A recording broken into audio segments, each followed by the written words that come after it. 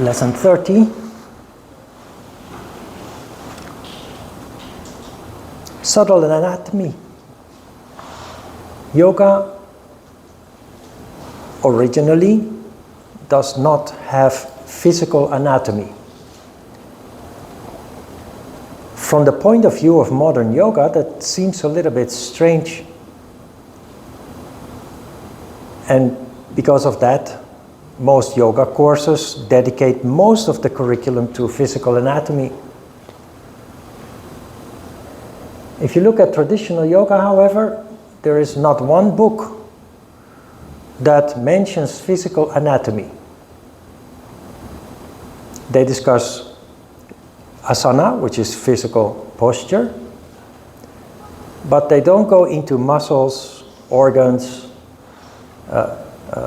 joints, and what have you. And there is a reason for that, as I have explained before.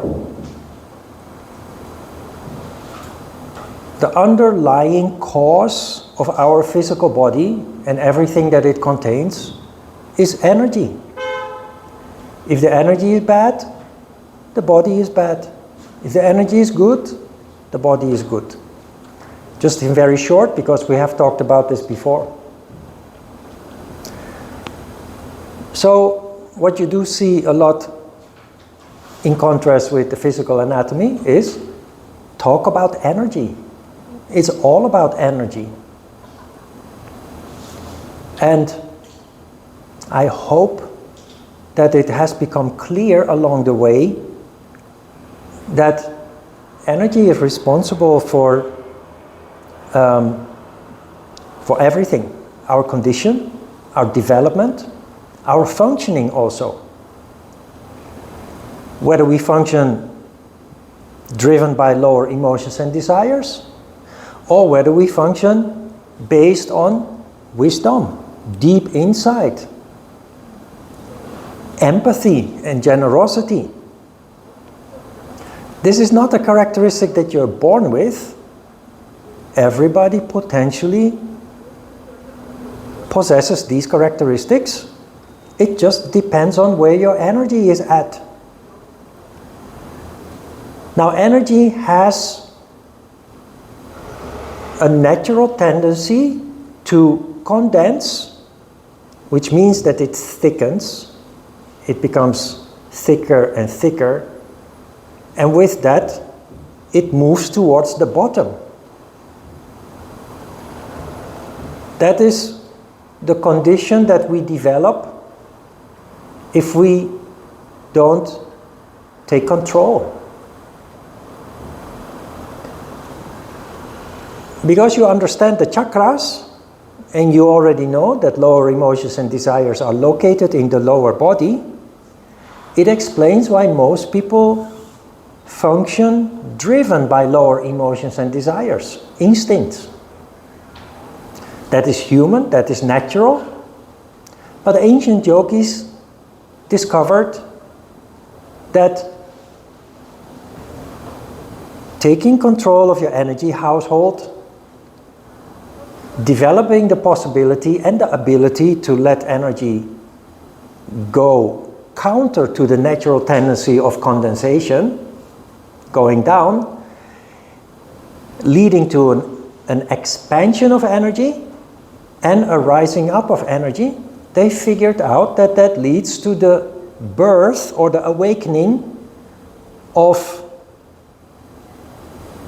wonderful characteristics that not only make a huge difference in terms of your own life, but it also changes the life of the people, the society around you.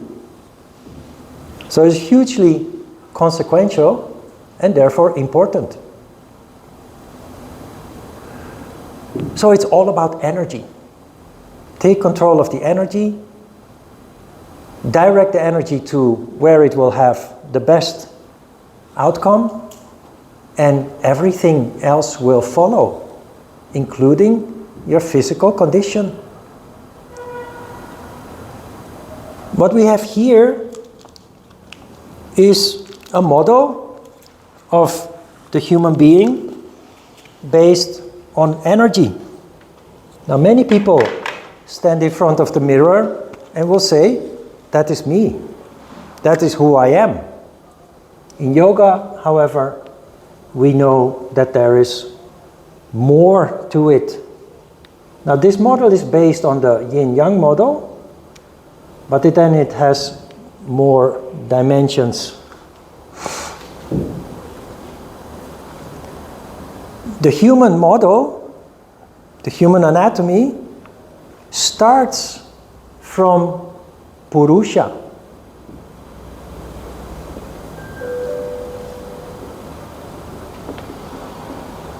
Purusha is nothing else but energy, a vibration. A vibration that comes from the universe. It is your soul. Because energy has this tendency to condense, you don't stay in this condition. And what you have here is what in the Bible and other religious scriptures also is called the fall from paradise.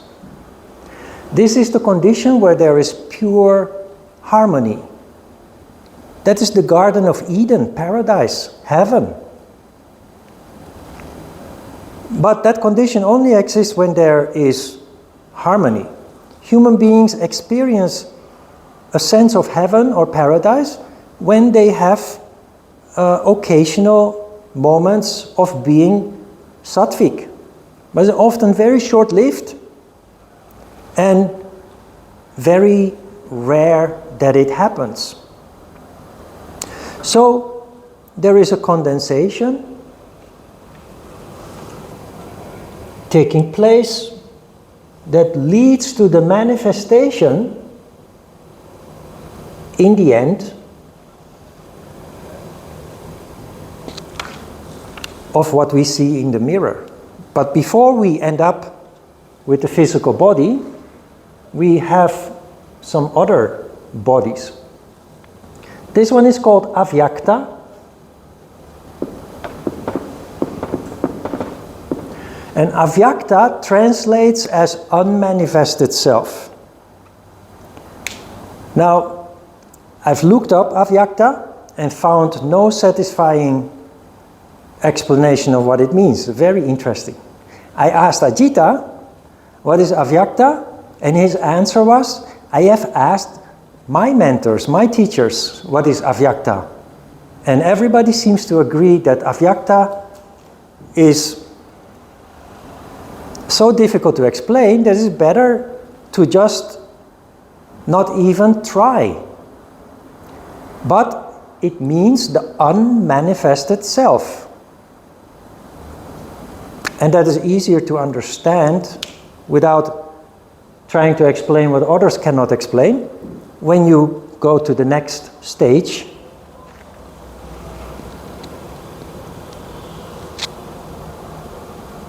The next body within Avyakta is Atman.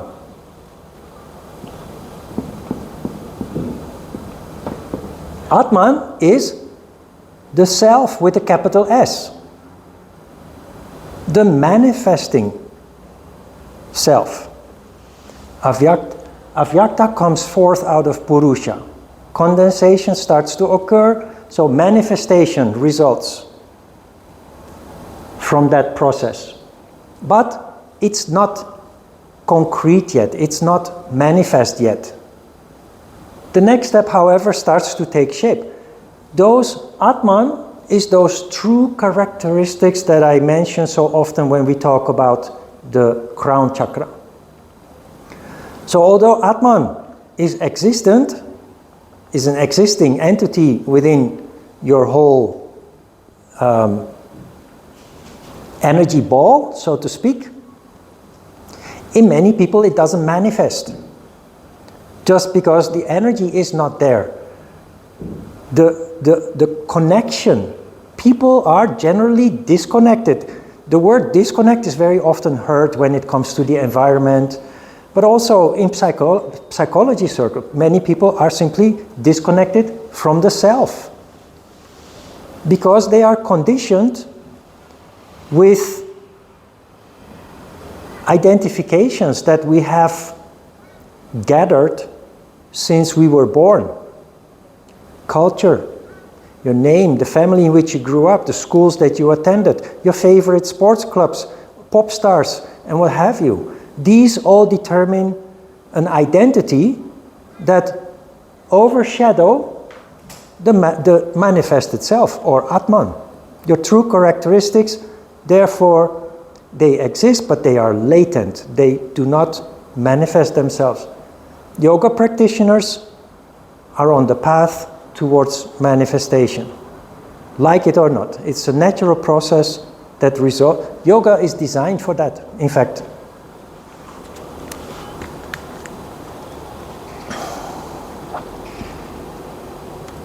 The condensation continues.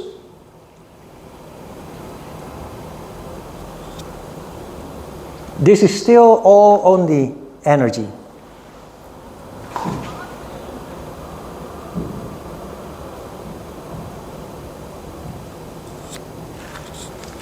This is Karana Sharira.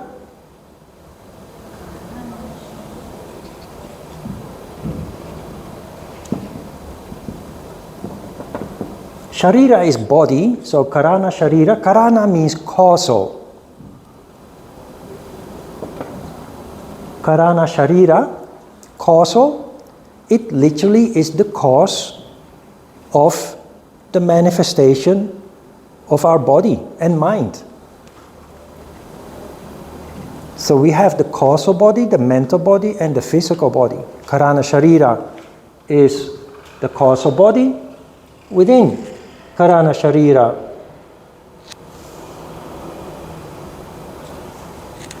we find Sukshma Sharira,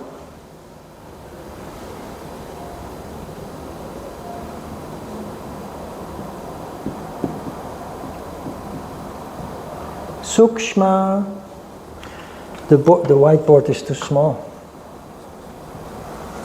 I'm just going to write within the model then.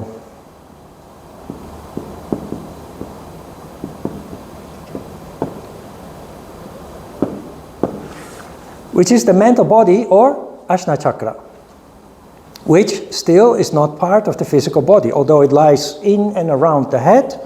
In yoga anatomy, still not considered physical part. Within Sukshma Sharira, the condensation continues.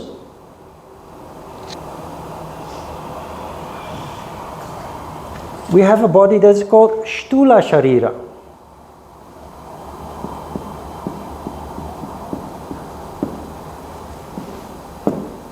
Sthula Sharira is the physical body. And we have learned from lesson 13 to 19 that within Sthula Sharira there are 9 sub-bodies, the chakras. So this model continues with Vishuddhi Chakra, Anahata Chakra,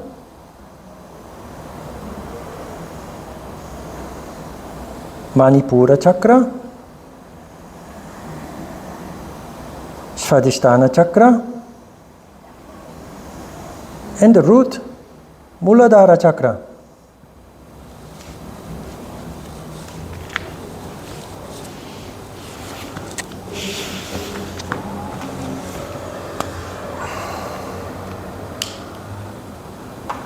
Now when you contemplate this, you realize that there is no end to this model. People ask, what are the limits of our universe? We know approximately that it is 13 billion years old, but we don't know where it came from. Is the universe maybe just a small part of a bigger universe? We don't know yet, but when you contemplate this and you realize that there is no end to it. Because on the other part, the other side of this model, you have the microcosmos, you have the macrocosmos, the universe, which might be part of a bigger body. Our body is a cosmos on itself.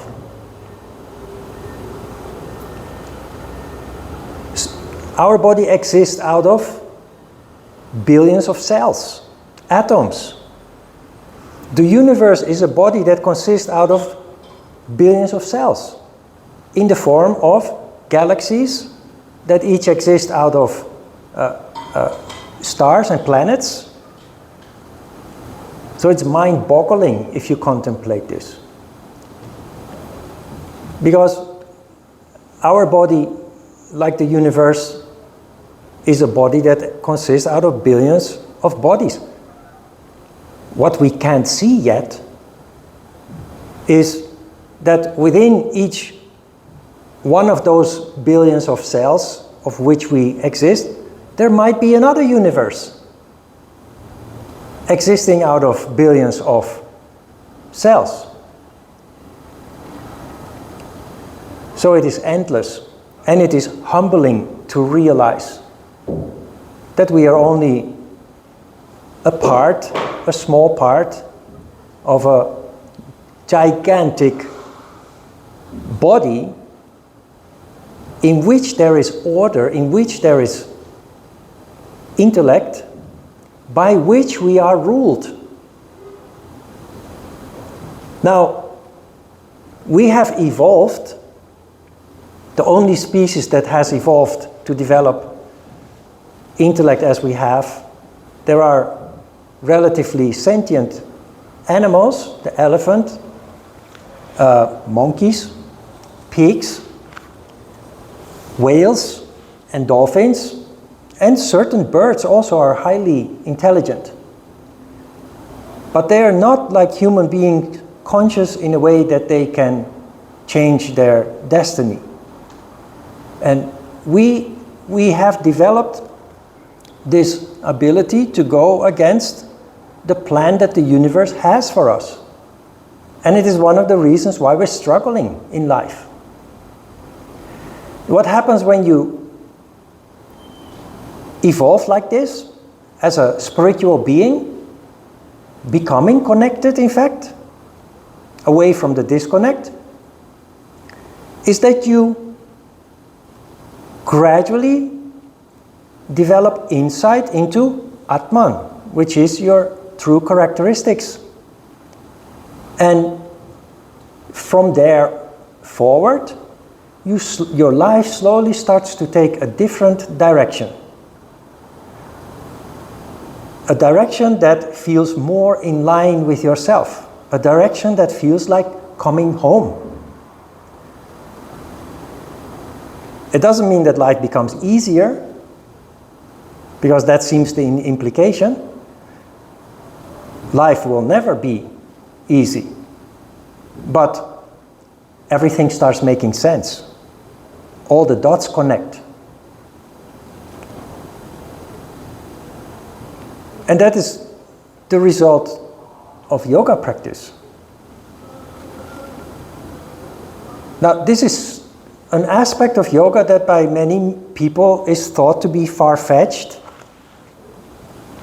But it is important to talk about this, because any person that practices yoga in a way that it was intended, leading to energy rising up and expanding, awakening of consciousness,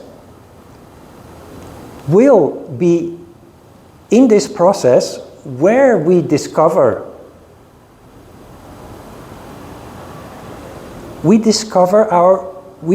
new aspects about ourselves that have always been there but never had a chance to manifest, because they were overshadowed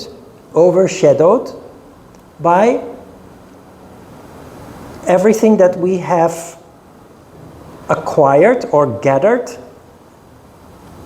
since we were born. superficial elements, identifications from our environment, our culture, our education, our upbringing, that are, of course, important, but that have I don't want to use the word negative, but that have the repercussion that they have a tendency to overshadow our true characteristics. And with not only yoga, but with any kind of practice that leads to this phenomenon where energy rises up and leads to awakening, there are many spiritual practices. You then go to the next stage of your development, evolution. A stage that many people in this lifetime will not go through. So the fact that you are here, that you felt attracted to what we have to offer, shows that you're at a stage in your evolution where you go beyond that stage where you identify with superficial elements, identifications. It is why there is, in New Age or spiritual circles, there is talk of old souls and young souls.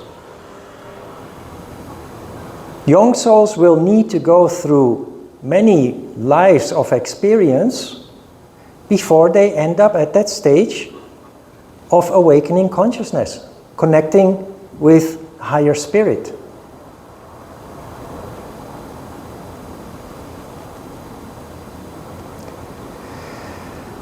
Questions about this model? There is a video, a YouTube video, it's called Powers of 10.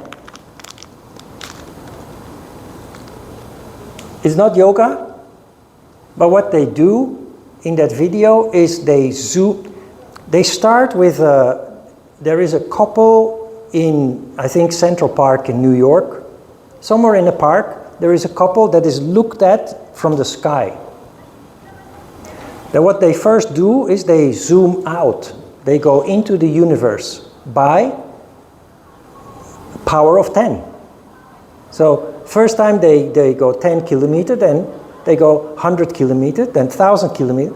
They end up far away in the universe. Then they return, they reverse the process, and then they go into the microcosmos. So they end up on the hand of one of those people in the park, and they go into the body. Very interestingly is that what you see when you zoom out, extremely zooming out, is kind of similar to what you see when you zoom in. When you magnify the micro, the DNA, basically. Very intriguing. It's called Powers of 10. If there are no questions, then this is what I wanted to share with you.